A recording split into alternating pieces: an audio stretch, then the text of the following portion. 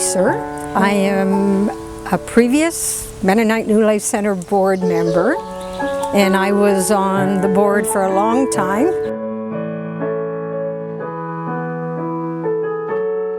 So part of the composition of the board of directors was having various church representatives from the Mennonite supporting churches, some community spaces, and an uncle of mine, Harold Reesor, who had been very involved in refugee newcomer work in Montreal, but had since moved to this area, was on the board. And when he became time to retire, he needed another representative from our Markham area churches, and he knew I had a lot of connections within both work and personal to the Mennonite New Life Center, and so asked would I be open to my name putting forward to replace him, and people accepted it, and I was then on the board.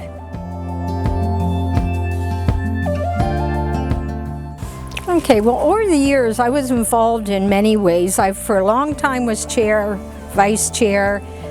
So I was on the HR committee. So I think some of my professional work, I was really able to contribute with HR policies and development. But I was there long enough that I went through several strategic planning rotations, because they need it every 5 years. It's time for a new strategic plan. So I was very involved in each of the last several strategic plans, both on the board staff, small group, but also just working with Shelley. Both of those I was involved with Shelley. So with her and the consultant as we mapped out the plan of how we were going to approach it. So yeah, I think leadership as chair and leadership in HR and leadership in strategic planning is where I was most involved. Just the importance of professional experience in a supportive setting, which Mennonite New Life Center is, with colleagues that are all in the same kind of stage of life. Somewhere in the previous, not too long past, they have come to Canada, they have skills, and they're all together figuring out how to use them in the Canadian context, plus you're given an internship. You know, Mennonite New Life Center works really hard to have good partners so people have actual work experience. It was exciting at the beginning when Shelley started talking about and going to meetings about it. We, of course, were very excited when we got that very first grant, and then it kept being renewed. There was a gap between Tanya and Shelley, and I supervised the mental health bridge training program during that time. I took just so they would have someone to regularly meet with, since that was my background. And so that, yes, the first one started with Tanya, and then Shelley brought in the media one.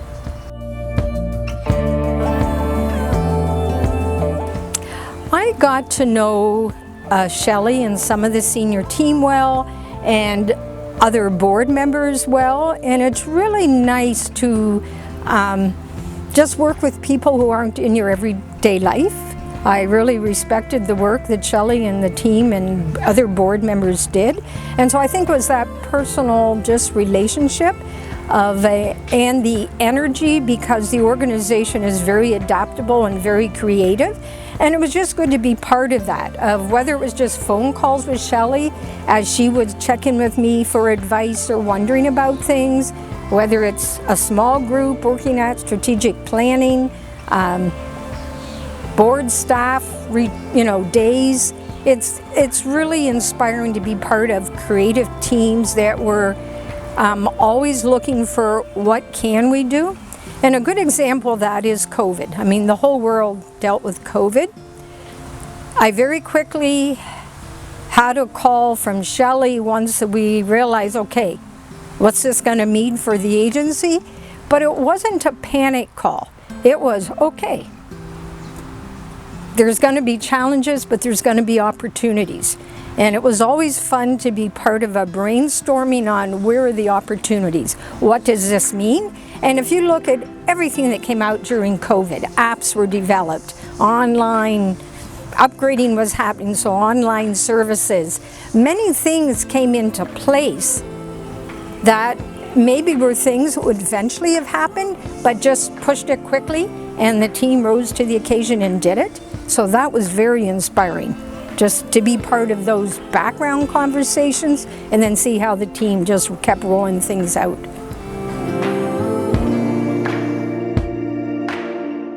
The majority of the funding comes from grants, federal, provincial, city, and so you're always at the mercy of what the flavor of the day, month, or year is.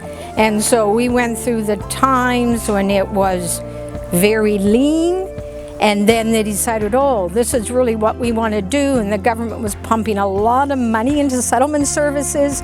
So you're ramping up very quickly to say, okay, how do we do this well? And then 5 years later, a new government says, no, that's not our thing. And you realize grants are being cut way back.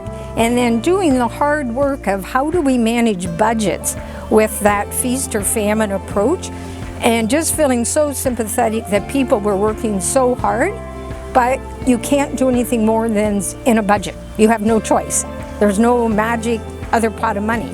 And I think that is always the biggest challenge, because the need will be always bigger than the budget. So how do you match need and budget? And just be realistic, this is all we can do. Yes, there's 10 other fabulous ideas, can't do it. That's hard. Get practical experience.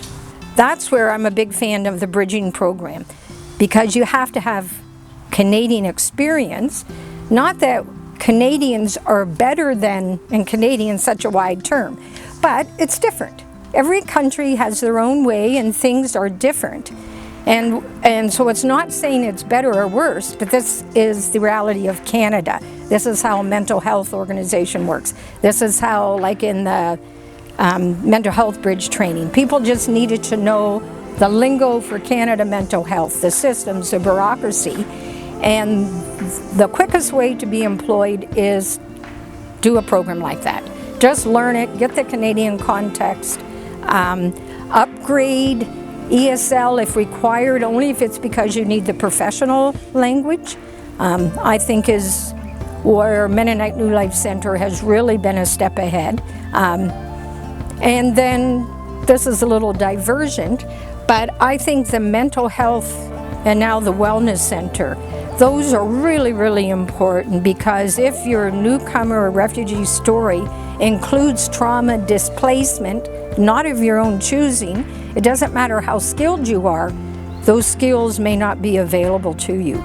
So I think any one of us at any point of life may need mental health supports. So I also encourage people, do that as well. You can't just do professional training without doing personal work. What does it mean to be in a new country, to not be valued maybe just because of my name, or back home, everybody, your name meant something. And so there's a lot of internal work, I think.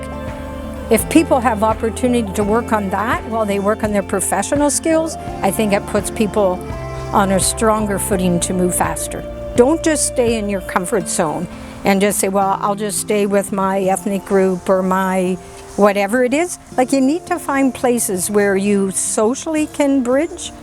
So professionally, there's programs. Socially, sometimes it's harder, but there's clubs. I mean, if you're interested in art or sports or music, there are community places. Find your interest, join those places, and that's where you can have natural cross-cultural meeting on common interest. I think that's some of the best ways to make cohesion. You just have to know people.